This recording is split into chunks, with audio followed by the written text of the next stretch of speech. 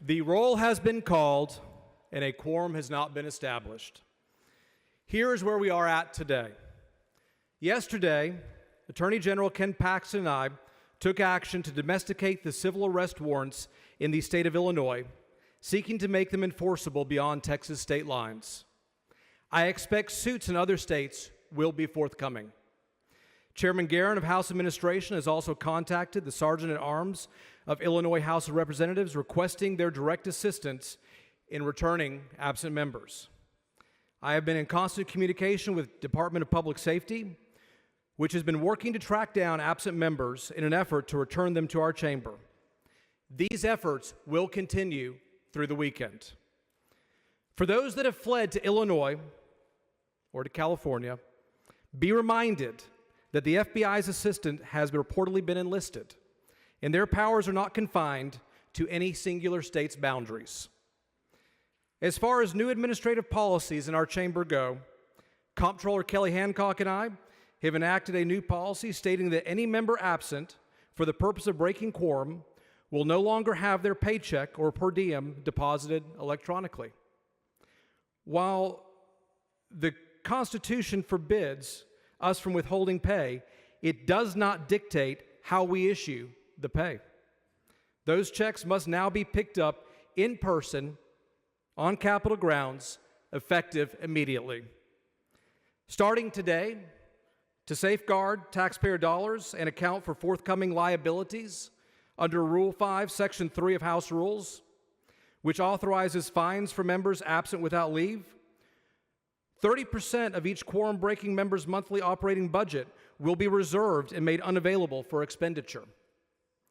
Absent members must also appear in person to approve or enact any of the following: requests for travel reimbursement, personal action requests, including those increasing or decreasing staff salaries, approval for newsletters and House of Reproduction services. Failure to appear in person will result in the cancellation of your newsletters and the encumbered funds. We have all hands on deck. We are continuing to explore new avenues to compel a quorum, and will keep pressing forward until the job is done.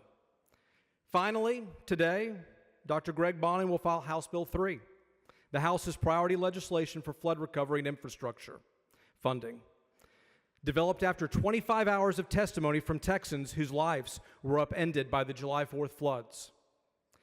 To those in California, Illinois, New York, or Massachusetts, wherever you may be, hear this: the bill cannot be referred to committee without a quorum. Every hour you remain away is time stolen from those Texans in need.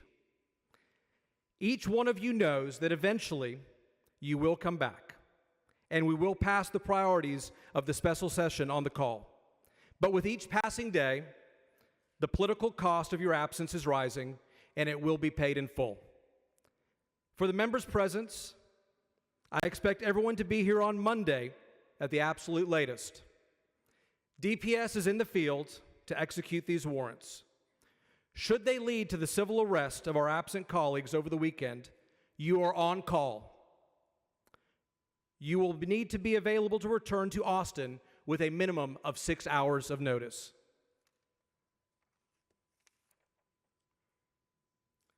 Members, the call of the House remains in force. Under House rules, the House may adjourn from day to day.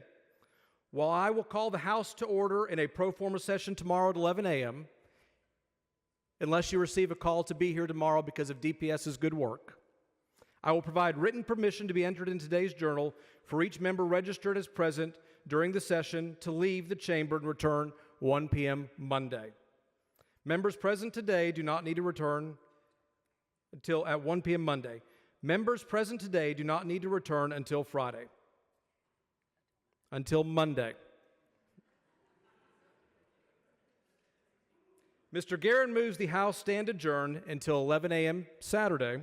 Is there any objection? Chair hears none, and the House stands adjourned.